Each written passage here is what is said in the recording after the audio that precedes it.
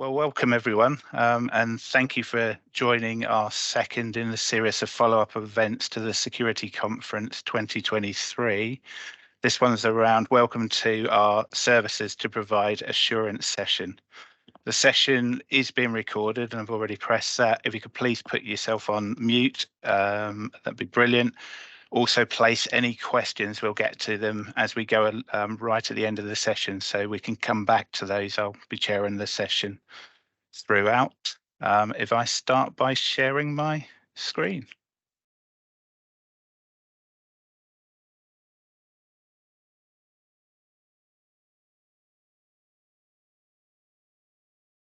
Oh, just to recap, this is basically our assurance services session. We'll be running through the assessments, testing, certificates that enable you to demonstrate your commitment to cybersecurity, as well as proactively identify and mitigate vulnerabilities.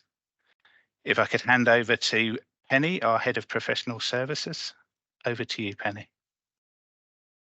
Thank you, Paul. Good afternoon, everybody, and welcome to our drop-in session. I'm Penny, the new Head of Professional Services, and I've come to Jisc from previous life. I was with Orange Cyber Defence for 5 years. I was the UK team lead heading up the coordination and pen testing department for Orange Cyber Defence in the UK. So when the position became available at Jisc, it seemed a natural fit for me to come and join the team with a view to updating processes and tools to introduce the team to a more smoother way to run the process in the pen testing department. So next slide, please, Paul, if you wouldn't mind. So this session will give or provide an overview of our accredited assurance services that will help to strengthen your security posture. And the security assurance services include the IT health check, penetration testing, cyber security assessment, cyber essentials, and cyber essentials plus. Next slide, please, Paul. Now, what is Crest accreditation? Now, at Jisc, we are a Crest accredited or Crest certified. Crest is an international accreditation and certification body for organisations and or individuals within the technical information security market. And I can assure you that we are all Crest accredited, and so I'm now going to pass over to Adam, who has got a bit more information around the CSA side. Thank you very much.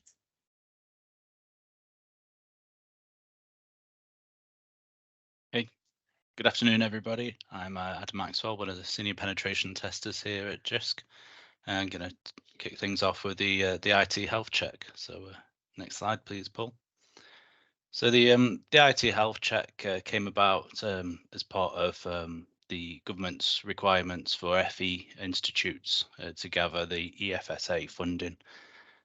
So Jisc, off the back of this demand, have kind of formulated this service to support FE organisations with achieving this annual requirement. So as with all our services, we start out with a scoping call.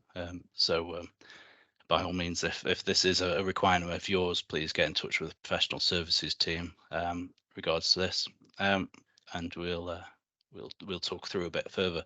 But I'm just going to give an overview here as to what this involves. So as stated here, it's an annual requirement, and it covers the breadth of what the government have put out in their supporting guidance, which I believe there's a link to in the chat. So next slide, please, Paul.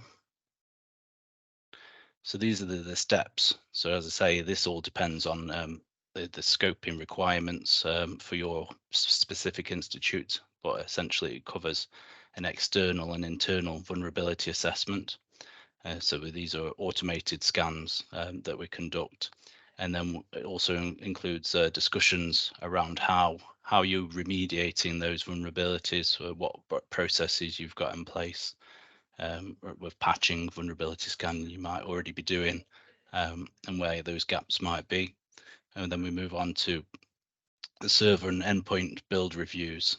So looking at how you typically configure your servers and what controls you've got on place in your endpoints. So this might be looking at Intune, for instance, for your endpoint devices, and then also looking at the network configuration, firewall review to understand what processes you've got in place to ensure you've got change control for firewall configurations, what you're letting through, how that's all constructed. And this all gets bundled up into a report at the end, which covers all these sections or kind of advice and guidance on how to remediate these. So next slide, please, Paul. So the IT health check common questions we get around how this differs from a pen test or the cybersecurity assessment that you're going to hear about today also.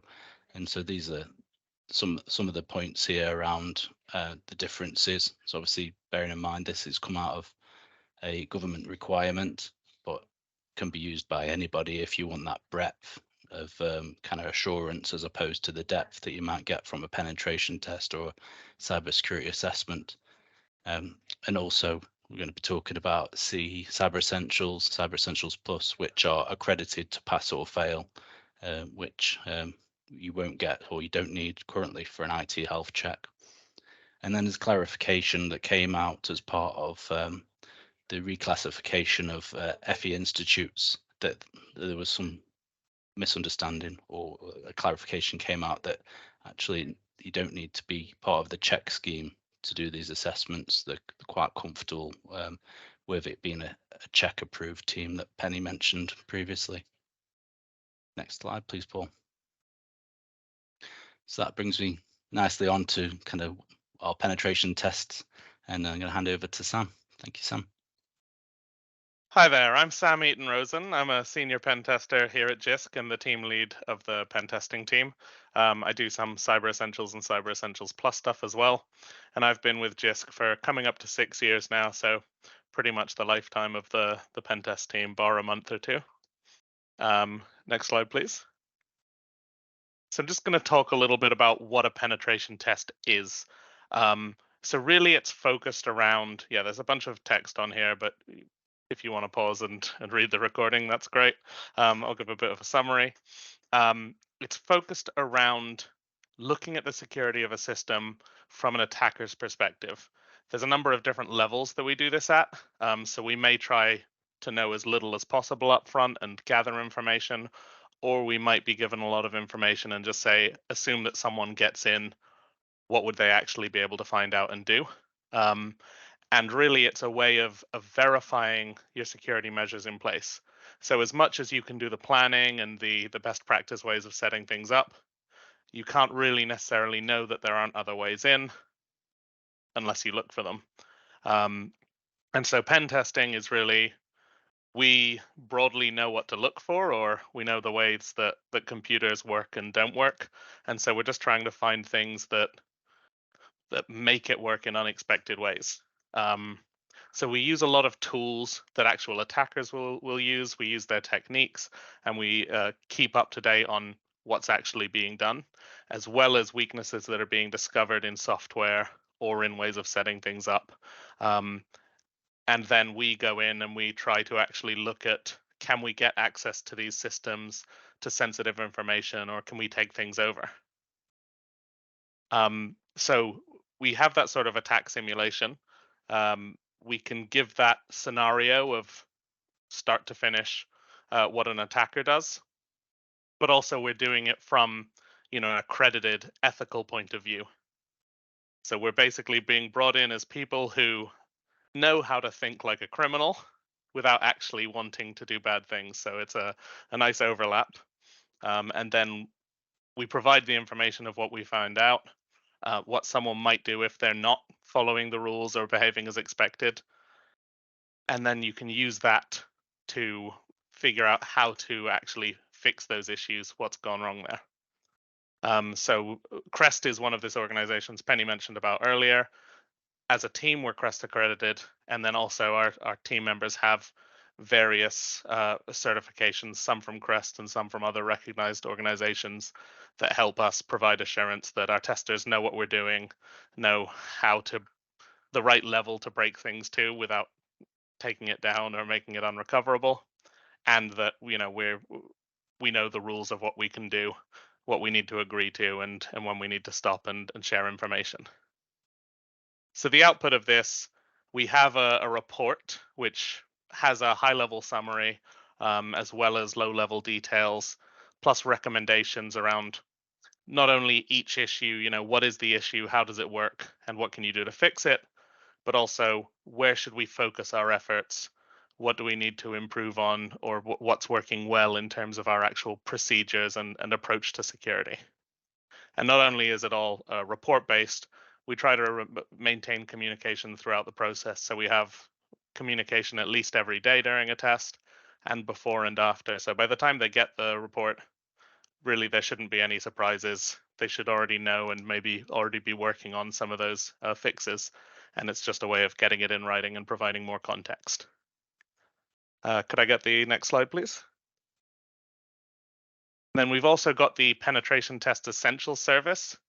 And this is essentially for some organizations that are very small or don't necessarily have the budget to have a full test taken out that might take several days to get a good look.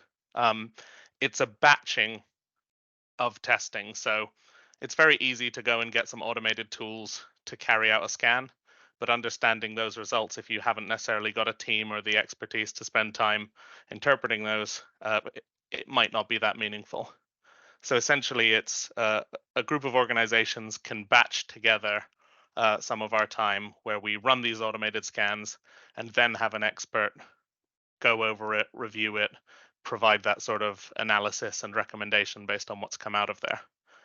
So it can make it much more achievable for smaller members or other organizations, while also still being useful and not just confusing there. Thank you.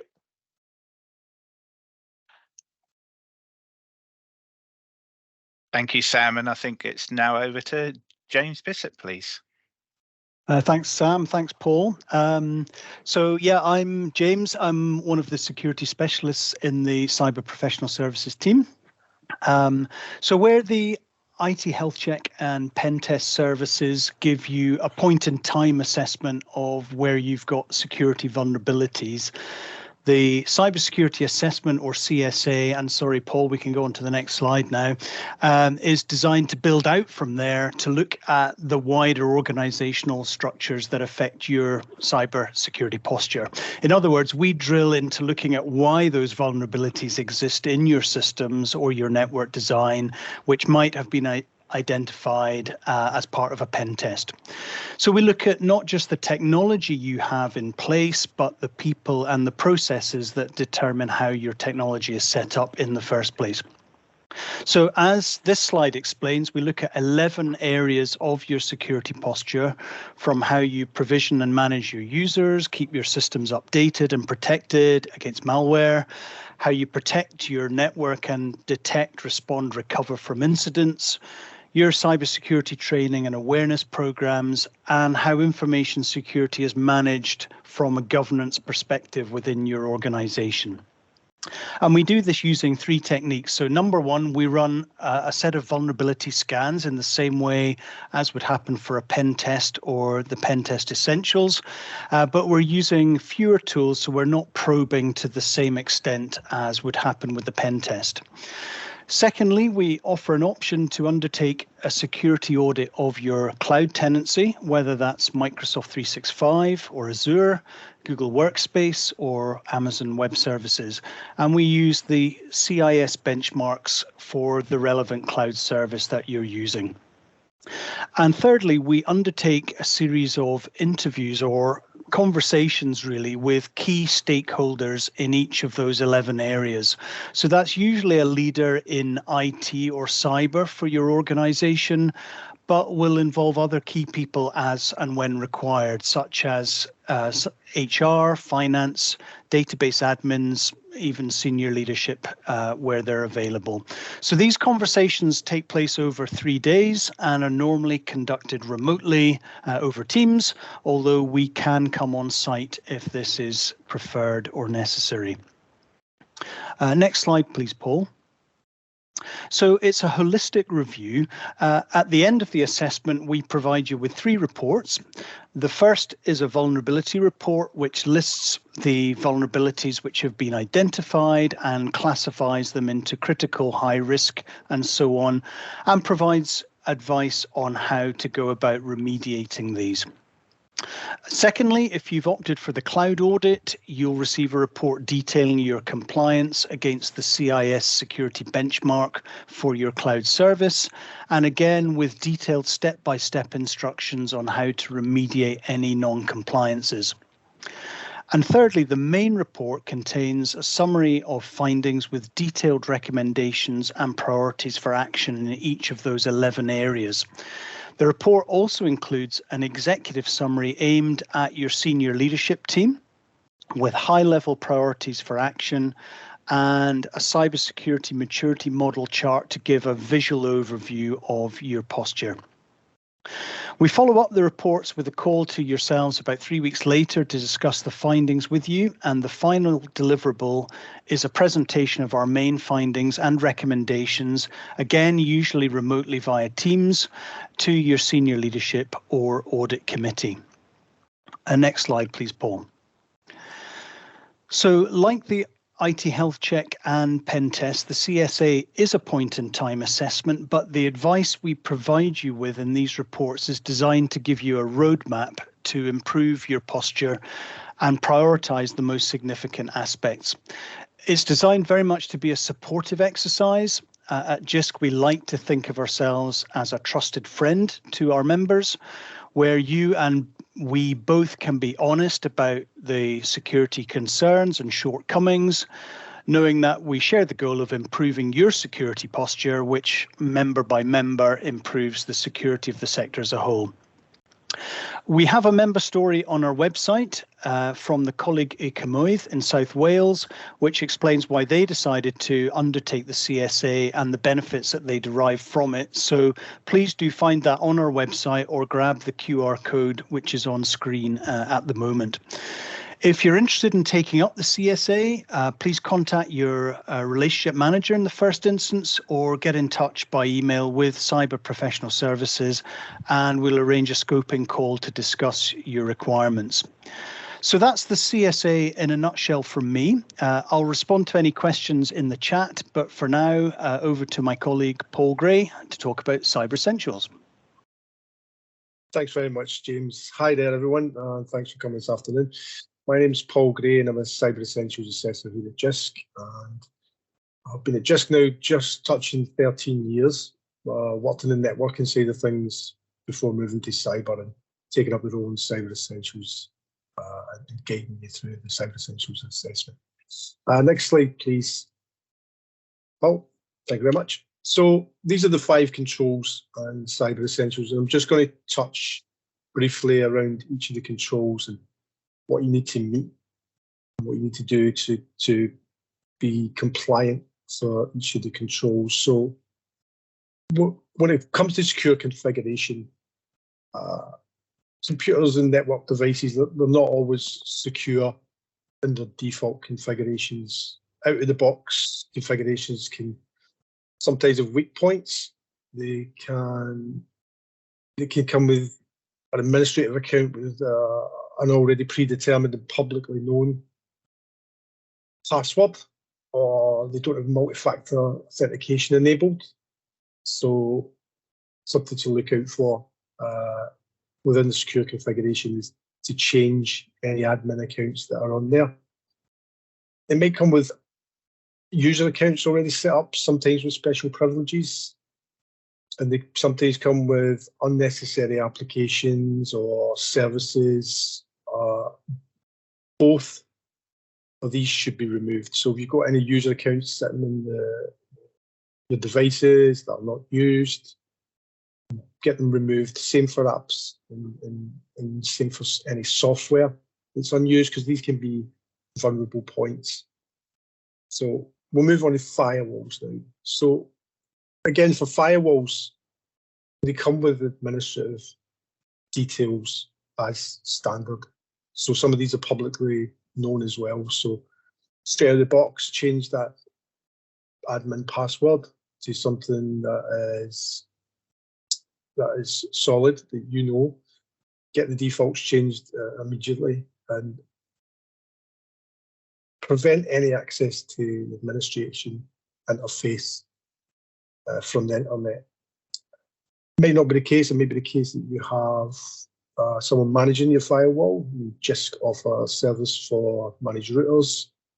So if that's the case, then you need to have a clear, documented business case in place to say that this X company, whether it be Jisc or someone else, can access, but only through trusted IP addresses.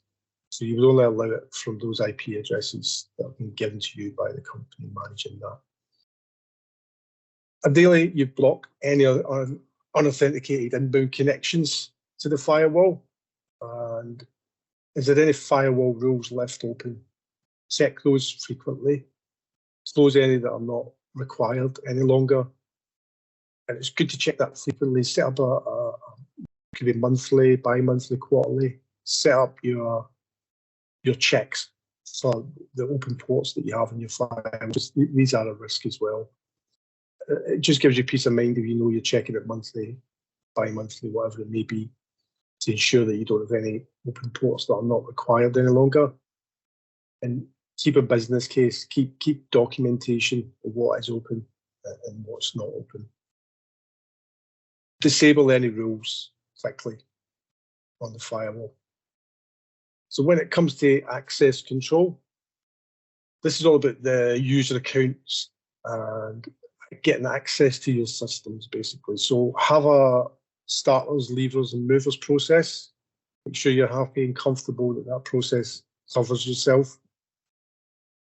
Authenticate users before they gain access to your applications using unique credentials. So getting solid passwords in place, educating users around the passwords and how to create strong passwords. Again, remove or disable any user accounts that are no longer required. Implement MFA. Good point to remember here is authentication to cloud services is always required to have MFA. So all your cloud services, all the users of those and the admins, they require MFA to access those cloud services. Another point to note is always use separate accounts for admin purposes. So make sure that your administrators know what their accounts are to be used for, and make sure there's separation from a normal user account and an administrative account. We come to patch management control, and this is just to ensure that all your software is kept up to date. All of the stuff that you've got in scope, it needs to be licensed and supported. If it becomes unsupported, you need to remove that by using a subset scope that prevents all traffic to and from the internet to that subset scope if you have unsupported software. Enable automatic updates where you can apply them, and ensure that any high risk and critical updates to maybe apps, to browsers, make sure that those are implemented within 14 days. And when I say high risk and critical updates, these are CVSS score of 7 or above. These must be applied within 14 days. So we come to the malware protection control for Cyber Essentials. So all software must be kept up to date with signature files updated at least daily. To be achieved through automatic updates, or you can have a manual process, but you need to explain how you carry that out and how you keep that up to date. The software must also, malware software must also be able to scan files on access. So if files are downloaded, for instance, and opened, they get scanned. So it'd be the same for any web pages. So do you get warned of malicious websites? Explain that within the assessment for around malware protection. When it comes to devices like BYOD or just corporate devices that have been issued, make sure you've got an allow list of applications that are allowed to be downloaded to these devices.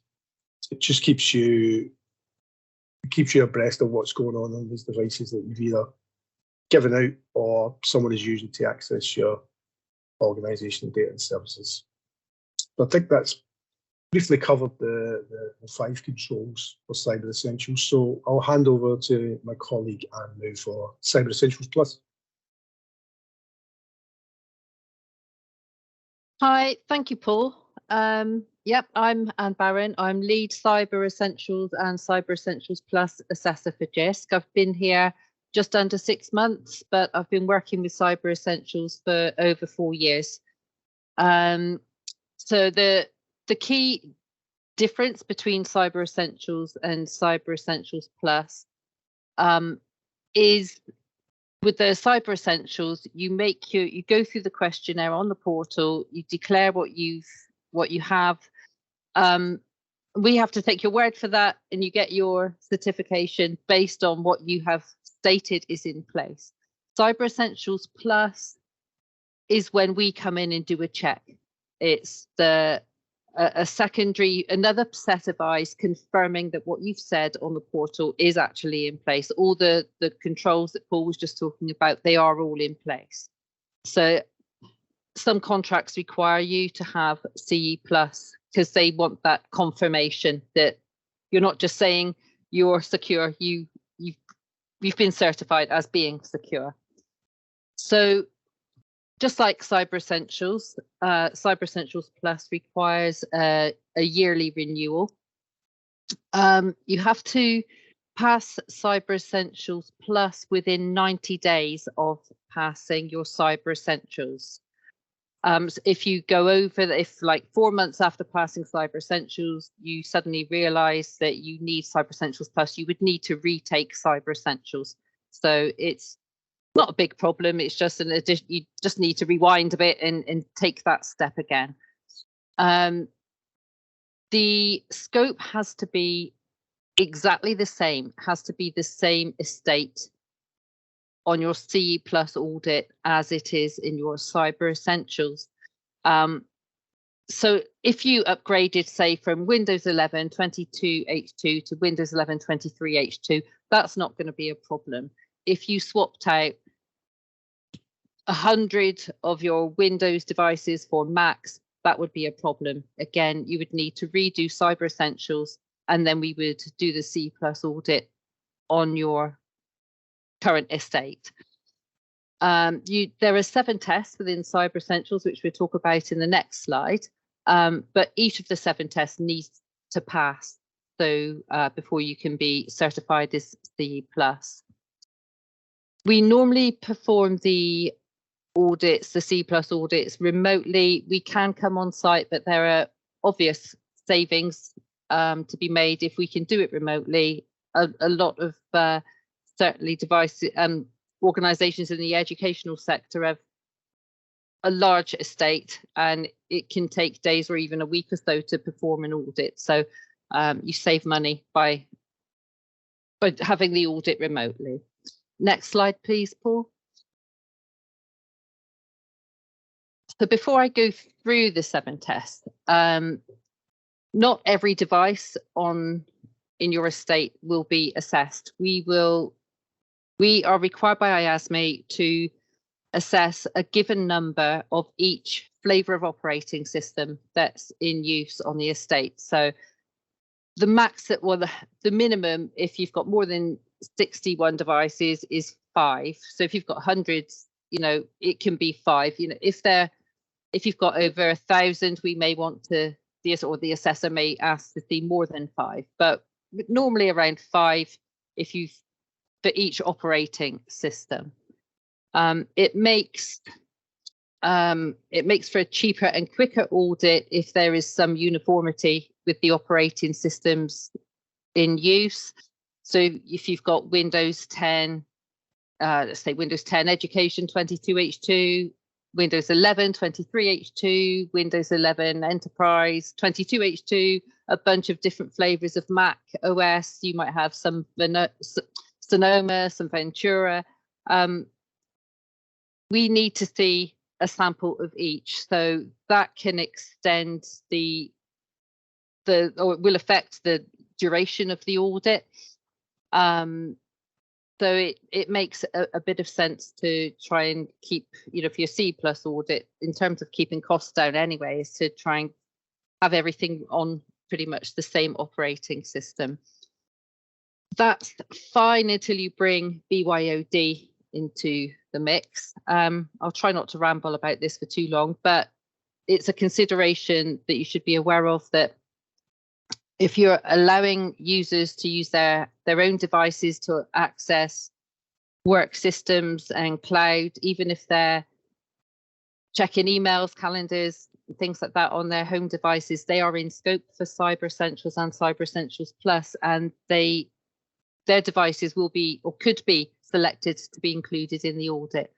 That again will affect, you've got no control whatsoever on what your users' operating systems are, and it can we can see every operating system under the sun in the BYOD list. So again, that can extend the audit. So it's something to consider when you're going for Cyber Essentials and Cyber Essentials Plus. Also, mobile devices are in scope as well. So as well as your end user devices, your laptops and PCs, also your mobile devices, anything that's used to access cloud services or organizational data, again, just checking emails and calendars, they will be in scope and should be listed as well. And they need to be compliant. So there's a lot of management around devices. So the 7 tests, test 1 is the external scan. So we run this against your public facing IP addresses. And as Paul was saying about the CVSS 3 scale, anything that scores 7 or higher needs to be fixed to be compliant with the scheme.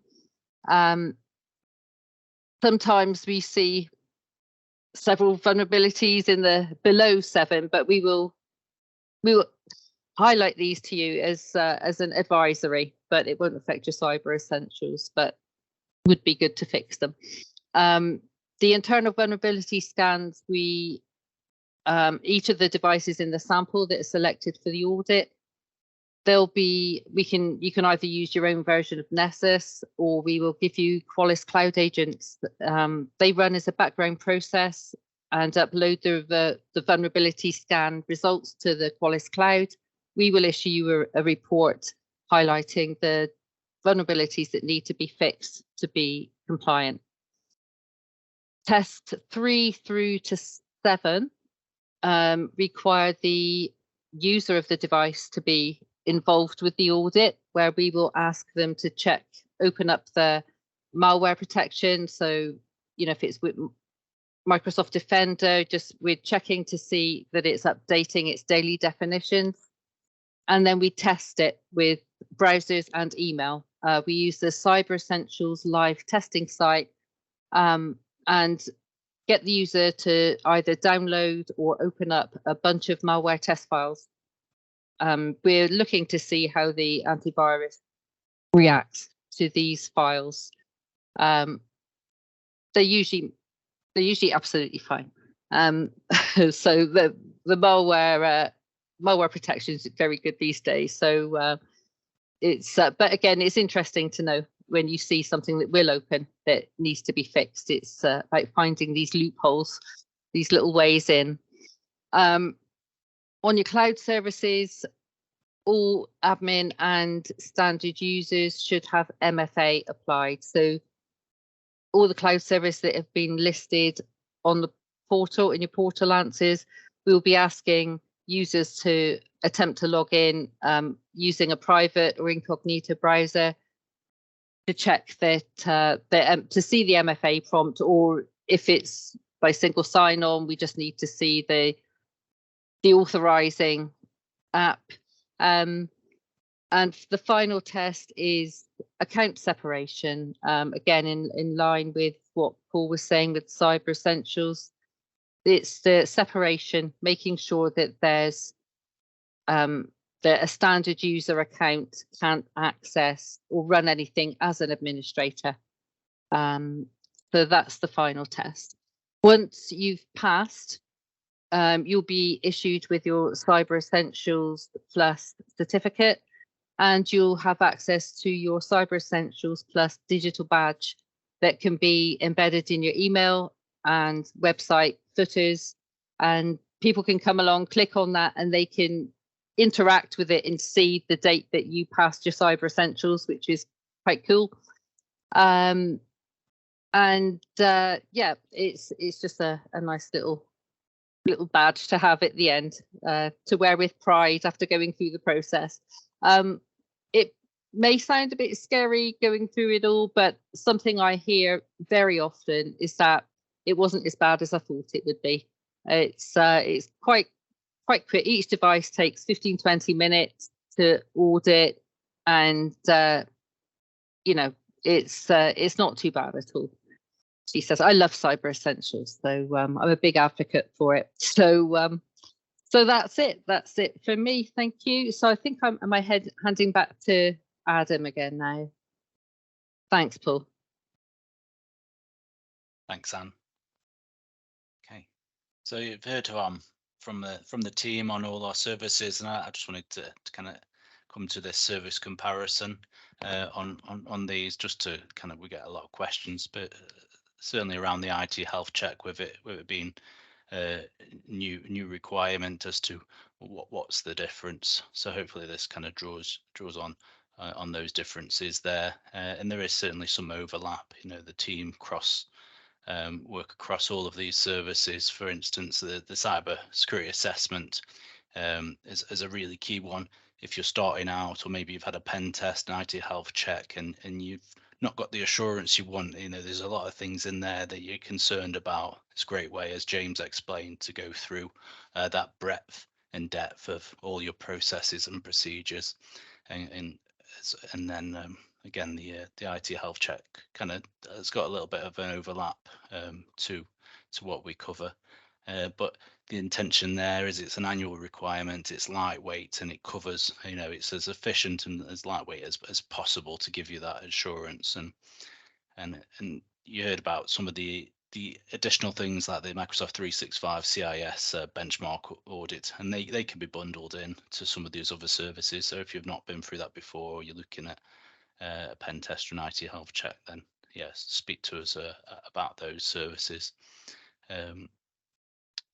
And so yeah, the C and the C plus have to be distinct kind of separate assessments there, but certainly, you know, as we'll come on to the next slide, we're all keen to support you with these requirements. So yeah, next slide, please, Paul. So, I mean, I can touch on some of these training things, and I think Paul might have more to say, but certainly, like the Think Like a Hacker, as Sam explained there, when on a pen test, we take that threat actor mindset. We're going at it like those attackers would, and we're keen to instill in you that mindset as to how to look at things in your environment from a hacker's perspective.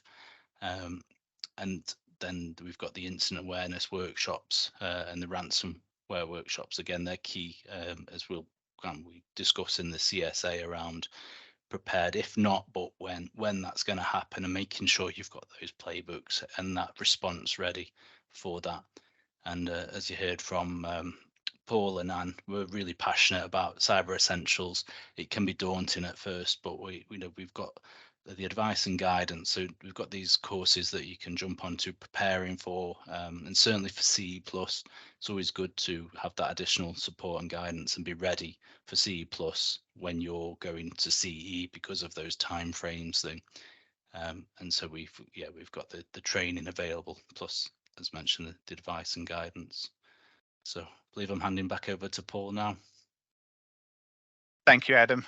Yes, and as Adam mentioned there, I think we've put the link in the chat to the full link out towards all of our training services, and they really do complement that whole. Everybody, I think, will hit home that it's the people element that is one of the biggest vulnerabilities. So having those training and staff training awareness packages are great, and the things like the ransomware incident response, that's basically top down. So that's getting your ELT and senior board involved and walking through the incident and how they will respond to it. It was just a slight push. If anybody on the call isn't registered for our cyber community, the community is now 1,600 strong. It's there if you like. It runs a number of workshops. It's all about peer-to-peer discussions. It's to encourage you to share your issues with yourself and other members, and the community is just a great place to be. We will be running sessions each month. There's going to be a lot more external talks from our partners like the NCSC, and we do the threat reports within the cyber community, and it's really gives us that opportunity between our annual conference to carry on that conversation all year round. So please do join if you're not registered already. And then I think we're finally over to questions. So I'll stop sharing my screen and then come back to the chat to see if anybody's posted in there. But if you haven't, please do carry on post or come off mute if you've got any burning questions on any of the sort of 5 services that were mentioned today. Just run through. Taylor, there's a lot of links in the chat. I'm just going through it at the moment. I don't think there's any particular questions. Has anybody wants to come off mute, has got the courage to ask a question, or just generally interested in the services? Sorry, Adam, over to you. Oh, yeah, we're okay to stop the recording there, just in case people have questions. And yes, no problem at all. I'll stop that now.